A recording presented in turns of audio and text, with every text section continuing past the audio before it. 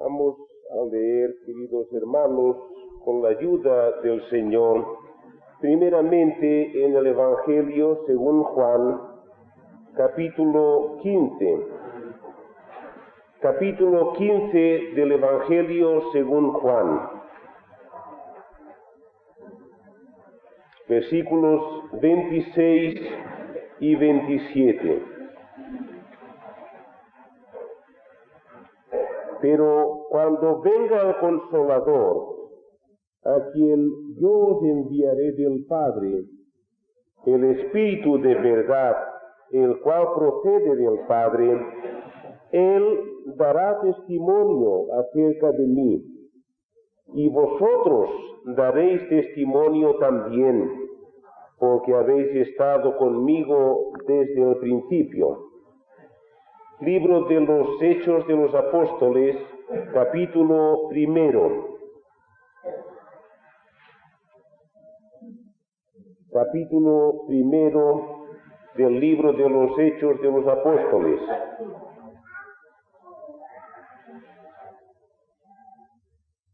Versículos 6 al 9. Entonces los que se habían reunido le preguntaron diciendo: Señor, ¿restaurarás el reino a Israel en este tiempo?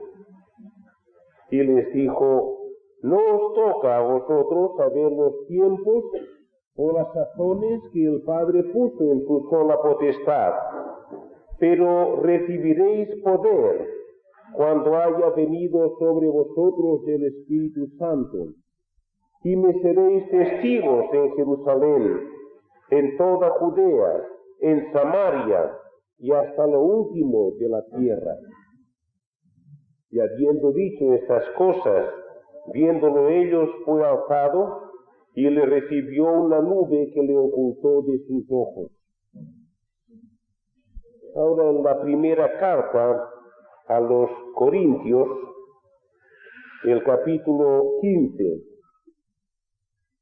Capítulo 15 de la primera carta a los Corintios, empezando nuestra lectura en el versículo 1 hasta el versículo 5.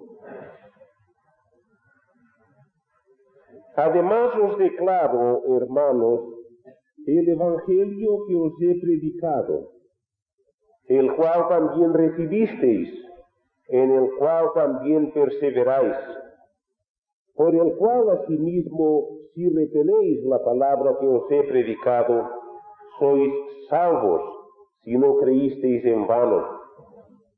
Porque primeramente os he enseñado lo que asimismo recibí, que Cristo murió por nuestros pecados, conforme a las Escrituras, y que fue sepultado, y que resucitó al tercer día, conforme a las Escrituras, y que apareció a Cefas y después a los 12.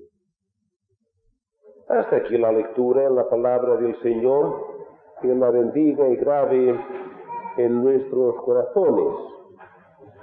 No sé si primeramente he de expresar el sentir de todos los hermanos que hemos venido de fuera y dar las gracias a los hermanos de estas tres asambleas de aquí en Madrid por el cariñoso recibimiento que nos han dispensado. También yo creo que debiera felicitar a nuestros hermanos quienes escogieron los temas de esta conferencia. Sin duda fueron guiados por el Señor en esta elección. Es un tema muy interesante, muy importante, muy de actualidad en nuestros días, que enlaza muy bien con los que tuvimos el año pasado y también con el tema que estuvo delante de nosotros el año anterior. Comunión y testimonio. Esta noche yo quisiera hablar algo, teniendo delante de nosotros estas porciones que hemos leído, acerca del testimonio, con un énfasis especial al testimonio apostólico. Según lo tenemos según se desprende de estas lecturas que hemos tenido y otras que encontramos a lo largo del Nuevo Testamento. Quizá primeramente debiera hacer una breve definición de lo que es o de lo que entendemos por testimonio. Testimonio es la declaración, en este caso, de unas personas que han visto o han sentido o han experimentado algo. Estas personas reciben el nombre de testigos. No se precisa para que un testimonio sea válido y tenga el valor que debe atribuírsele, no es necesario que este testimonio sea una muestra o una obra maestra de erudición. Lo que un juez pide de un testigo es simplemente que él relate con sencillez, con sinceridad, ajustándose exactamente a los hechos de los cuales él ha sido un testigo presencial. Que lo diga de la manera más simple, de la manera más llana, de la manera que no deje ningún lugar a dudas, y que él esté dispuesto a refrendar con pruebas, si es preciso, ese testimonio que da acerca de cómo acontecieron los hechos que él declara. En el caso que nos ocupa a nosotros, un testigo del Señor, un testigo de Cristo, testigos nosotros que somos llamados a ser en este mundo, no hemos de ser meros teóricos. Nuestro testimonio, aun cuando sea de palabra, aun cuando sea expuesto con la mayor sencillez y con la mayor cordialidad, debe ir acompañado de una vida, debe ir acompañado de un testimonio que muchas veces habla más alto, mucho más alto de lo que pueden hacerlo nuestras bocas, de lo que pueden hacerlo nuestras voces.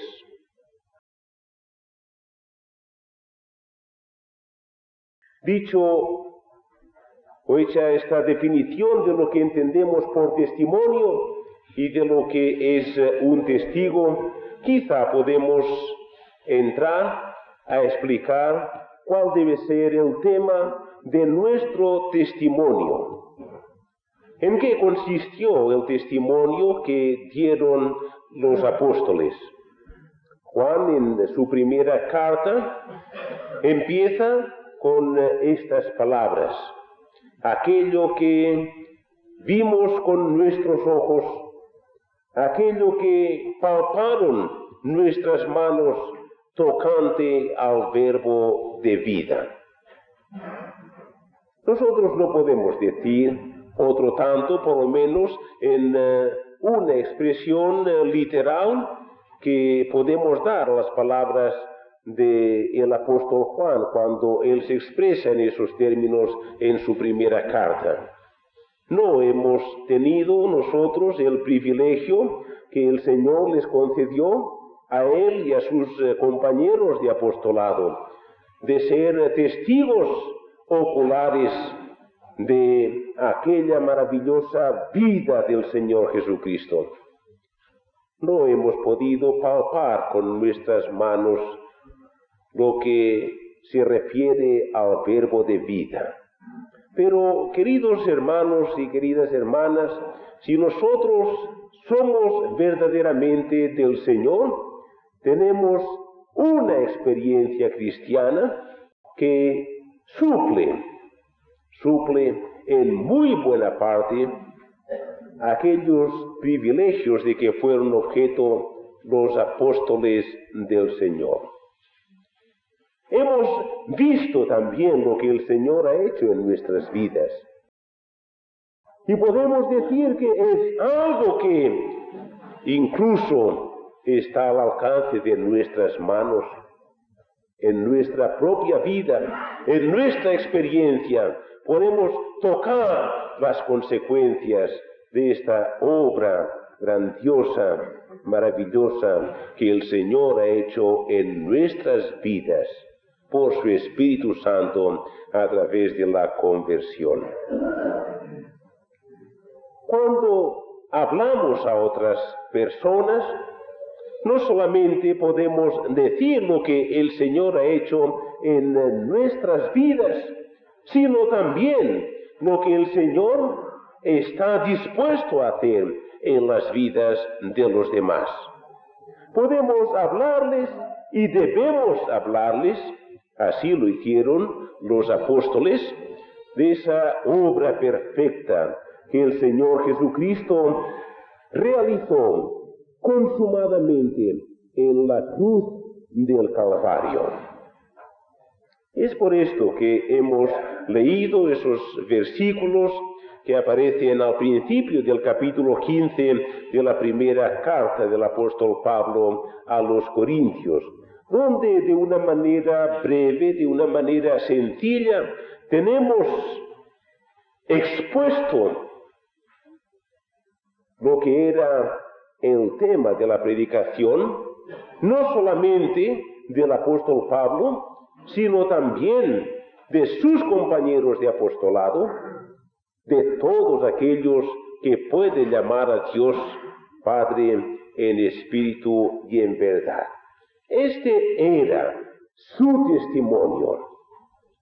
En primer lugar, que Cristo fue muerto, que Cristo fue muerto por nuestros pecados conforme a las Escrituras. Es muy conveniente, queridos hermanos, que subrayemos esto en nuestras Biblias y que lo tengamos presente en nuestro testimonio, en nuestra predicación. Que Cristo fue muerto por nuestros pecados conforme a las Escrituras. Sabemos que este no es el mensaje que más agrada al hombre. Decirles que son unos pecadores, decirles que ellos no pueden hacer nada de sí mismos, por sí mismos, para mejorar en lo más mínimo su condición de ruina espiritual en los ojos de Dios. Esto no agrada al hombre. Ellos esperan oír palabras que halaguen sus oídos, que satisfagan su vanidad, su vanagloria, que les digan que son buenos. Pero este no es el testimonio que nosotros somos llamados a dar, según tenemos en las Escrituras.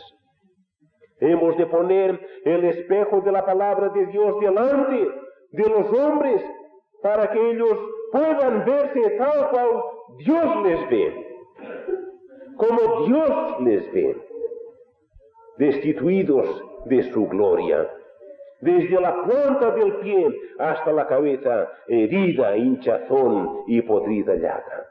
Esto debemos hacer primero para luego presentar el remedio que Dios ha propuesto para solucionar el problema del pecado y de sus consecuencias en el hombre. Y este remedio, esta solución de Dios al problema del pecado, no es otro sino a Cristo crucificado. Cristo crucificado. No Cristo moralista, no Cristo fundador de una nueva religión, no Cristo como filosofía, sino Cristo crucificado. Cristo crucificado. Hay una tendencia en el mundo llamado evangélico o protestante de nuestros días a eludir estas referencias que muchos estiman demasiado crudas. Un evangelio demasiado sangriento, les llaman ellos. Pero, queridos hermanos, si hemos de ser fieles a la vocación a la que hemos sido llamados como testigos suyos en este mundo, si hemos de dar un fiel testimonio del Evangelio, hemos de hacer énfasis en que la única solución al pecado y a las consecuencias del pecado en la vida del hombre está en la cruz de Cristo, en el derramamiento de la sangre preciosa del Hijo de Dios, nuestra víctima expiatoria. Y hemos de decir también que Cristo no solamente murió por nuestros pecados conforme a las Escrituras, sino que fue sepultado y que resucitó al tercer día conforme a las Escrituras. Había allí en Corinto quienes estaban enseñando cosas extrañas acerca de la resurrección. El apóstol Pablo, inspirado por el Espíritu Santo, les demuestra con poder de Dios como si la resurrección de Cristo no hubiera sido un hecho consumado, una parte integrante de esa obra de la redención que el Señor realizó a nuestro favor. No habría esperanza para nosotros. Sé que también en el protestantismo, en nuestros días, se ponen en duda no solamente la resurrección del Señor, sino también los milagros del Señor. ¿Qué evangelio es este? ¿Qué evangelio? Vamos a tener escrúpulos o dudas en nuestro corazón de afirmar que el Señor es poderoso para obrar milagros cuando hemos visto el milagro que Él ha obrado en nuestras vidas, cómo Él ha transformado nuestras vidas, nuestro corazón, cómo Él ha hecho de nosotros nuevas criaturas. Este es el evangelio, este es el testimonio, este es el tema de nuestro testimonio frente al mundo. Este evangelio, este testimonio, queridos amigos, queridos hermanos, no cambia en el transcurso de los años. Ha podido pasar el tiempo, pero la provisión de Dios a la necesidad del hombre sigue siendo la misma, porque aun cuando hoy día el hombre vista de una manera muy distinta como vistieron los hombres en el tiempo apostólico, aun cuando hoy se viaje empleando otros medios de los que emplearon los apóstoles, el corazón del hombre sigue siendo lo mismo que fue el corazón de los hombres en los tiempos de Enoc. Ya no solo en los tiempos de los apóstoles, sino en los tiempos de Enoc y aún más atrás. Y por el hecho de que el corazón del hombre es el mismo, por el hecho de que la necesidad del hombre sigue siendo la misma, también la provisión de Dios sigue siendo la misma sin haber cambiado un ápice. Nadie puede poner otro fundamento que el que está puesto. Nadie puede predicar otro evangelio, porque no hay otro evangelio, no hay otro nombre debajo del cielo dado a los hombres en quien podamos ser salvos. Los apóstoles fueron los primeros llamados por el Señor para dar ese testimonio al mundo. Hemos leído en el capítulo 15 del Evangelio según Juan, los versículos 26 y 27. Y ellos dieron ese testimonio, el mismo testimonio, esto sí, adaptándolo a las circunstancias y al momento en que ellos les tocó vivir. El hecho de que el mensaje del Evangelio sea inamovible, la esencia del Evangelio, la base del Evangelio, aun la forma del Evangelio sea la misma, esto no impide el que el Evangelio pueda adaptarse o deba adaptarse a la comprensión de aquellos que nos rodean. Ya con esto estoy llamando la atención a queridos hermanos que tienen ocasión en su vida de predicar el Evangelio desde una tarima. Pero estoy pensando también en padres que tienen pequeños en su familia o que quizá están procurando servir al Señor, enseñando en la escuela dominical o haciendo una labor de visita casa por casa. Unas veces nos hemos encontrado, hemos oído de hermanos que con su buen deseo, con su mejor corazón, pues han hablado el Evangelio o han dado testimonio, pero de una manera confusa, no adaptándolo a la mente, a la condición de aquellas personas a quienes estaban tratando de evangelizar o tratando de dar testimonio. No podemos hablar a un niño de la misma manera que podríamos hablar a una persona mayor, porque su mente, su capacidad de recepción no es la misma en un caso que en otro. Podemos hablar a una persona mayor de la misma manera que hablaríamos a un pequeño. Quizá podríamos y deberíamos añadir algo más. Pero el mismo Señor nos dio ejemplo en ello. Leemos en el Evangelio según Marcos, capítulo 4, el versículo 23, que Él hablaba conforme a lo que podían oír, es decir, según su capacidad de recepción. Y notamos en los mismos apóstoles que aun siendo el mismo mensaje, siendo el mismo evangelio, el que predicaron en una y otra circunstancia, sin embargo, ellos fueron guiados por el Señor para adaptar este mensaje del evangelio a las circunstancias, a la mentalidad, a la capacidad de recepción de aquellos que les estaban escuchando. El apóstol Pablo no hablaba lo mismo en las sinagogas de los judíos, por ejemplo, que cuando tenía que hablar a gentiles que no tenían ningún conocimiento de la palabra de Dios, de las Sagradas Escrituras del Antiguo Testamento. Porque si les hubiese hablado a los gentiles de la misma manera que lo hacían los judíos, pues los primeros se hubieran quedado sin poder comprender muchas de las palabras o de la intención o del significado de las palabras del apóstol Pablo. Dice el apóstol Pablo, escribiendo a los corintios, que es menester que cuando la trompeta suene, no lo haga dando un sonido incierto, porque de otra manera, ¿quién se apercibiría para la batalla?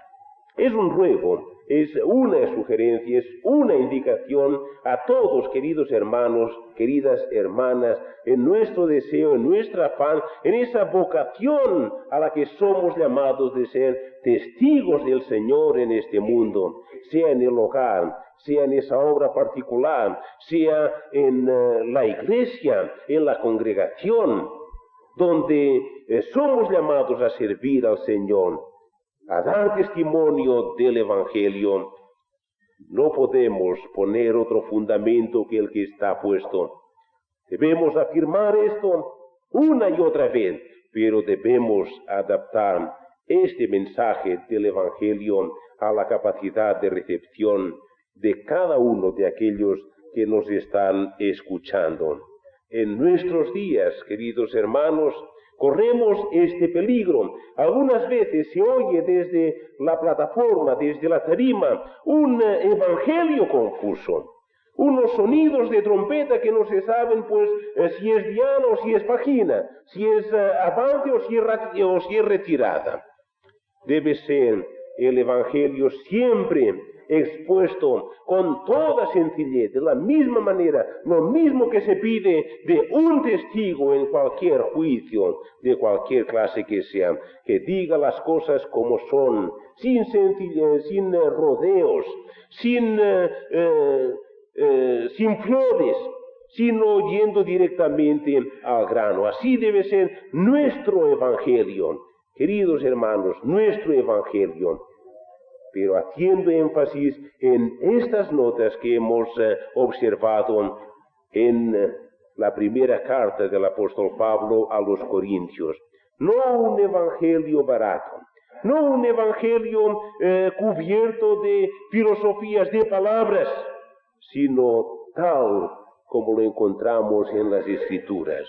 Algunos le llamarán a esto un evangelio antiguo, y será verdad, es antiguo, pero no es anticuado, porque es el mismo que hemos recibido del Señor, y nosotros somos llamados a mantenernos fieles a ese testimonio que hemos recibido de Él. Luego, otro punto es quizá el de métodos de testimonio. Antes hablábamos de distintas formas de presentar el mensaje.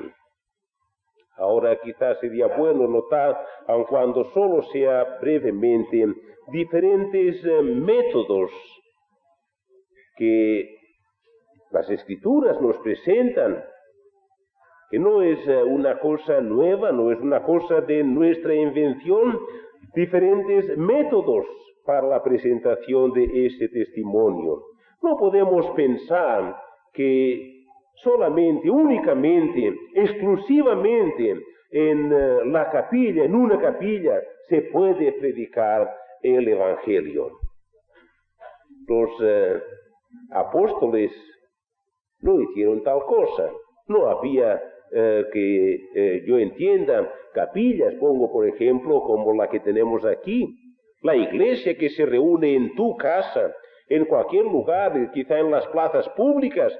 Leemos de una escuela que se alquiló y donde se reunían los creyentes y donde se predicaba el Evangelio. Pero no es este el único y exclusivo lugar donde somos llamados a dar este testimonio del Evangelio. Si notamos en el libro de los Hechos de los Apóstoles, por ejemplo, la predicación y las obras, las señales, los milagros que hizo Pedro en Jerusalén. No eran solamente palabras, sino que Dios obraba por medio de él, lo mismo que a través de los otros apóstoles, y de esta manera el testimonio era conocido de los moradores en Jerusalén. Tenemos, por ejemplo, la elocuencia y la erudición de un Esteban, que con énfasis, con gran poder, con gran elocuencia, hablaba, convencía a los judíos y prosélitos allí en Jerusalén, pero él no era un teórico del Evangelio, vuelvo a insistir en esto. Él no era solamente un orador del Evangelio, él fue un hombre que estuvo dispuesto a sellar con su sangre el testimonio del Evangelio.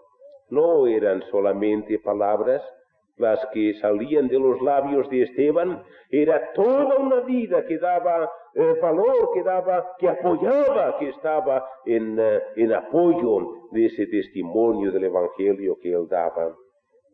Tenemos a un Felipe dispuesto a evangelizar no solamente a las multitudes allí en Samaria, sino también a predicar el Evangelio y a dar testimonio a una sola persona, a un hombre allí en el desierto, en el camino que iba desde Jerusalén a Gaza. Queridos hermanos, unas veces con tristeza hemos oído o tal vez hemos visto, hemos invitado a alguna persona para ir a predicar el Evangelio a un determinado lugar. No, a mí no me gusta ir allí porque solamente van pocas personas, allí solamente son 4 personas. Una gran congregación es un buen sitio para poder exhibir dotes de oratoria, pero en un rincón donde solamente van allí 4 viejecitas y media docena de niños, aquel no es sitio para nosotros. Pero Felipe, él estuvo dispuesto cuando el Señor le llamó y le envió a predicar el Evangelio a Samaria, a evangelizar las multitudes. Pero la misma disposición, la misma prontitud, notamos en él cuando el Señor le dijo: ve al camino que desciende de Jerusalén a Gaza, en un lugar desierto donde hay un hombre que está deseoso de oír el testimonio del Evangelio. Tenemos el caso de Pablo, gran ejemplo para nosotros, haciéndose a todos todo para poder ganar a más, para poder llevar a más almas a los pies de Cristo, al conocimiento del Evangelio. Primeramente en las sinagogas de los judíos, demostrando por las Escrituras que Jesús era el Cristo, y cuando allí le rechazaban y cuando no podía ya seguir en la sinagoga dando testimonio del Evangelio, yéndose a los gentiles, pero adaptando siempre el mismo mensaje a las circunstancias que le rodeaban. Así, en suma, como resumen, debemos estar dispuestos a emplear cada tipo de red que el Espíritu Santo pone al alcance de nuestras manos si queremos ser buenos pescadores de hombres. Luego también un punto muy interesante que yo quisiera notar con vosotros esta noche es la esfera de nuestro testimonio. La esfera de nuestro testimonio. Ya dije que no era solamente la capilla donde somos llamados a dar testimonio de nuestra fe en el Señor. El Señor Jesucristo señaló la pauta diciendo a los discípulos que primeramente habían de ser testigos en Jerusalén, luego en toda Judea, luego en Galilea y en Samaria, es decir, toda la Palestina, y luego hasta lo último de la tierra, hasta lo último de la tierra. Y así en los Hechos de los Apóstoles notamos, por ejemplo, en los primeros capítulos, en capítulos del 2 al 7, cómo el Evangelio fue predicado primeramente en Jerusalén, luego cómo el testimonio se extendió por Galilea y Samaria, y después como de Palestina el testimonio llegó muy lejos en el mundo entonces conocido. ¿Cómo nosotros podemos aplicar este programa a nuestros días? Pues tenemos primeramente Jerusalén. Tenemos primeramente Jerusalén. Jerusalén puede ser quizá el círculo más cerca de nosotros, nuestra familia, nuestros compañeros de trabajo, nuestros vecinos, en cuanto a nosotros como individuos, en cuanto al lugar de testimonio al que nosotros nos sentimos identificados y del que nos consideramos como miembros, serán aquellas casas o aquellas calles alrededor de la capilla donde nosotros nos congregamos en el nombre del Señor. Pero no debe terminar aquí nuestra visión. Si solamente fuera esto, diríamos que espiritualmente somos muy cortos de vista. Y mucho me temo, queridos hermanos y queridas hermanas, que algunos de nosotros, quizá debiera hablar en términos generales de la iglesia del Señor en nuestro tiempo, ya es algo menos que corta de vista. Quiero decir, es algo más que corta de vista. Hay casi una ceguera espiritual que no nos permite ver más allá de nosotros mismos. Oh, que el Señor nos ayude a quitar de nosotros este velo, este impedimento que no nos deja extendernos más allá de los límites de nuestra pequeña demarcación, de nuestra pequeña cabaña. Somos llamados a extender, a ensanchar los términos de nuestra cabaña. Y debiéramos pensar con toda seriedad, queridos hermanos, en nuestras respectivas iglesias, en la extensión del Evangelio, en pedir del Señor con insistencia, con verdadero deseo, estando dispuestos a pagar el precio que ello supone, a que en aquellas localidades donde esto es posible, dado el número de habitantes, a multiplicar el testimonio en otros sectores de la localidad, de la ciudad, donde el Señor nos ha colocado como testigos. Quizá esto sería pues Galilea, quizá esto sería Samaria, pero, oh queridos hermanos, ni aún ahí debemos pararnos. Hemos de pensar en toda nuestra querida patria. ¿Cuántas ciudades, cuántas capitales de provincia, cuántas ciudades de cientos de miles de habitantes que no tienen un solo testimonio del Evangelio? Hemos parado a pensar con toda seriedad, con toda solemnidad, al desafío, al reto que esto supone para nosotros. Ni aún debemos pararnos en una España completamente evangelizada, porque hay muchas regiones en el mundo donde tampoco han oído el testimonio del Evangelio. Una de las cosas que me ha llamado más la atención en las visitas fuera de España ha sido ver en muchas iglesias, en la mayoría de nuestras asambleas, especialmente en Alemania y en Suiza, un gran mapa del mundo con fotografías de los misioneros con los que ellos tienen comunión y que están sirviendo al Señor en esas partes del mundo que allí se señalan. Así la visión del campo misionero está siempre presente en la mente y creo que en el corazón de los hermanos que entran y salen por las puertas de aquella asamblea.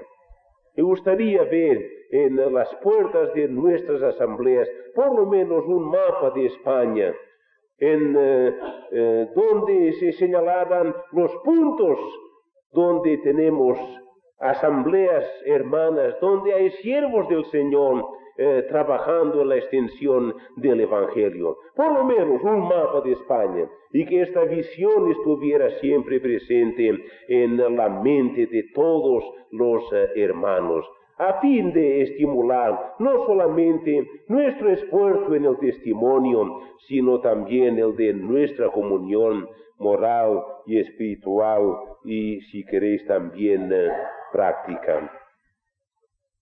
El tiempo pasa y no podemos entretenernos mucho, pero hay un punto para mí muy importante, es el poder del testimonio.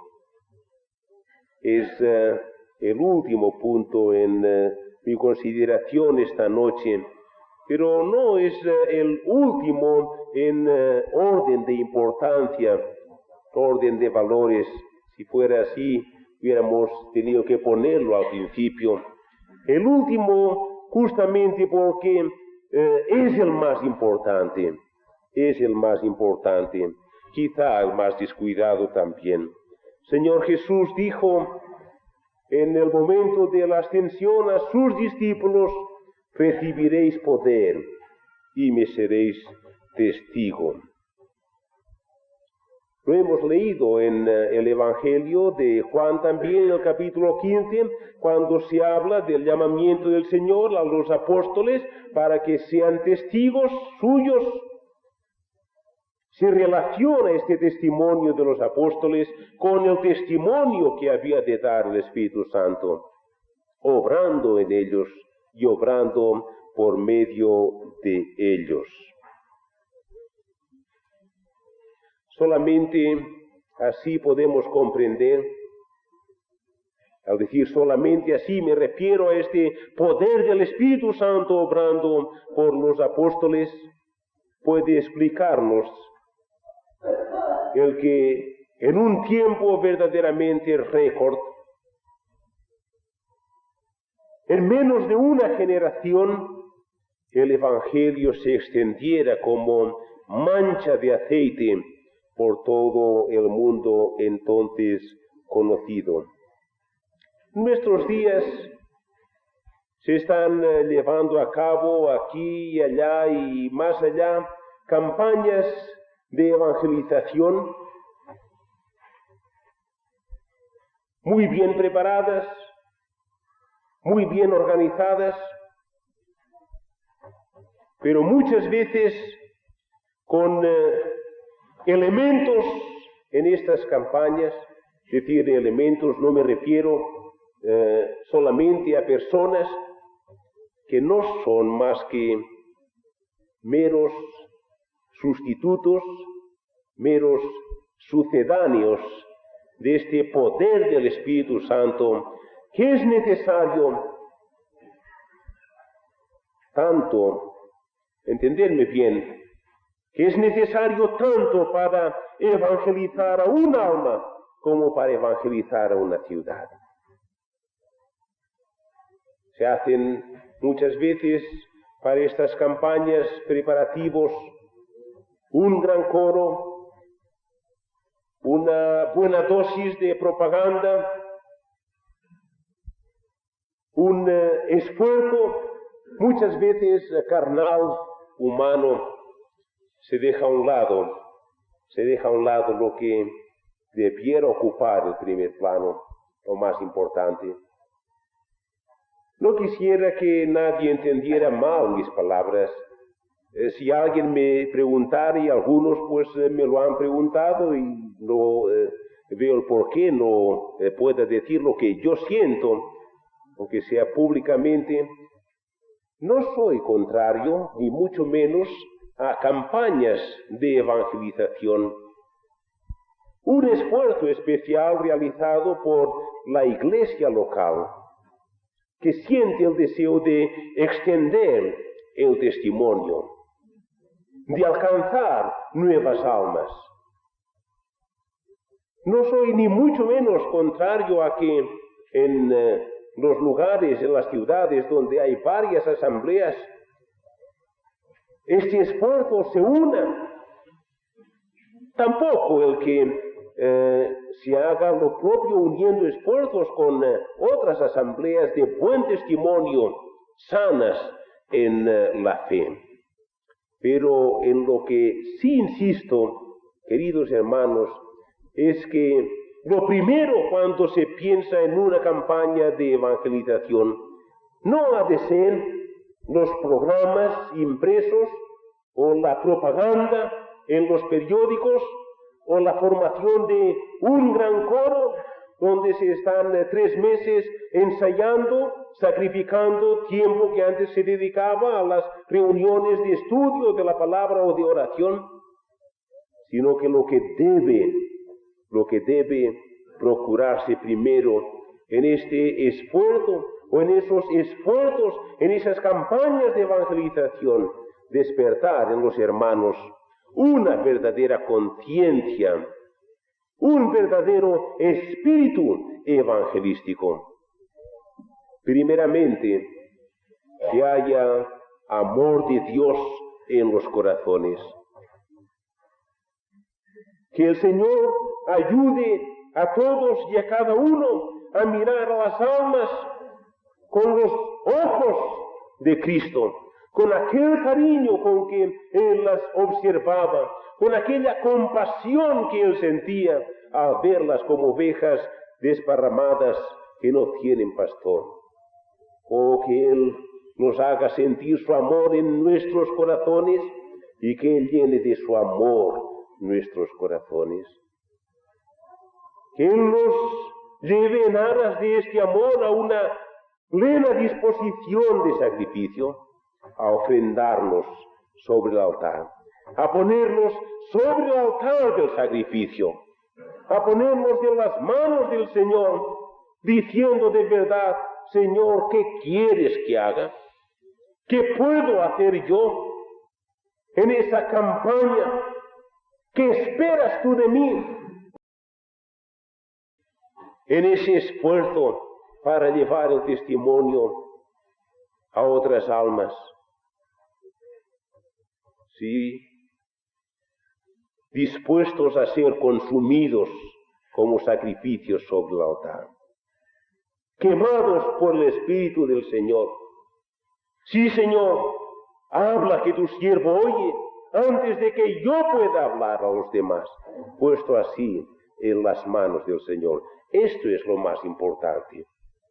Creo que esto debiera buscarse primero con sinceridad, con sencillez, delante del Señor.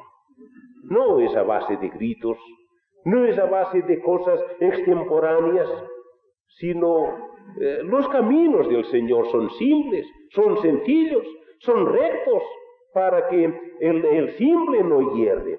No es cuestión de esfuerzos carnales, no es cuestión de extremismos, sino con toda sencillez, pero con toda sinceridad delante del Señor. Señor, danos el poder para hablar a un alma, para llevar a un alma a tus pies. ¿Qué hay en mi vida, Señor, que impide el que tú puedas obrar con poder? ¿Hay algún pecado que no te he confesado? ¿Alguna afición que no es lícita? ¿Algo, Señor, que a ti te desagrada? Señor, ayúdame. Ayúdame a quitar esto de mí. Ayúdame a vencer ese temor, esa vergüenza que siento de dirigirme a otras personas. Señor, ayúdame a hablar con cariño, con sencillez, con amor a un alma.